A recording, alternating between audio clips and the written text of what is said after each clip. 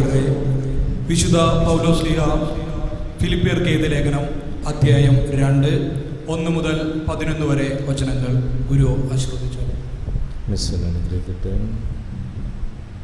ആകയാൽ ക്രിസ്തുവിൽ എന്തെങ്കിലും ആശ്വാസമോ സ്നേഹത്തിൽ നിന്നുള്ള സാന്ത്വനമോ ആത്മാവിലുള്ള കൂട്ടായ്മയോ എന്തെങ്കിലും കാരുണ്യമോ അനുകമ്പയോ ഉണ്ടെങ്കിൽ നിങ്ങൾ ഒരേ കാര്യങ്ങൾ ചിന്തിച്ചുകൊണ്ട് ഒരേ സ്നേഹത്തിൽ വർത്തിച്ച് ഒരേ ആത്മാവും ഒരേ അഭിപ്രായവും ഉള്ളവരായി എൻ്റെ സന്തോഷം പൂർണ്ണമാക്കുവിൻ.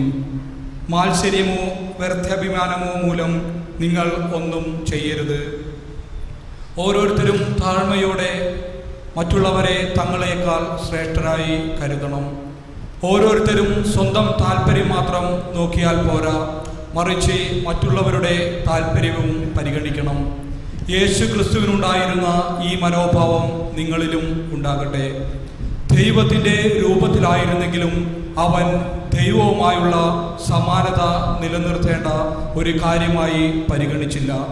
തന്നെ തന്നെ ശൂന്യനാക്കിക്കൊണ്ട് ദാസന്റെ രൂപം സ്വീകരിച്ച് മനുഷ്യരുടെ സാദൃശ്യത്തിൽ ആയിത്തീർന്ന് ആകൃതിയിൽ മനുഷ്യനെ പോലെ കാണപ്പെട്ടു. മരണം വരെ, അതേ കുരിശു മരണം വരെ അനുസരണമുള്ളവനായി തന്നെ തന്നെ താഴ്ത്തി. ആകയാൽ ദൈവം അവനെ അത്യധികം ഉയർത്തി, എല്ലാ നാമങ്ങൾക്കും ഉപരിയായ നാമം നൽകുകയും ചെയ്തു.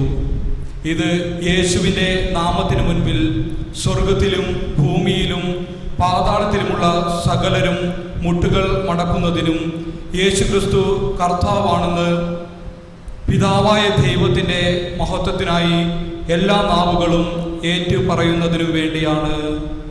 നമ്മുടെ കർത്താവായ യേശുവിനെ സ്തുതി.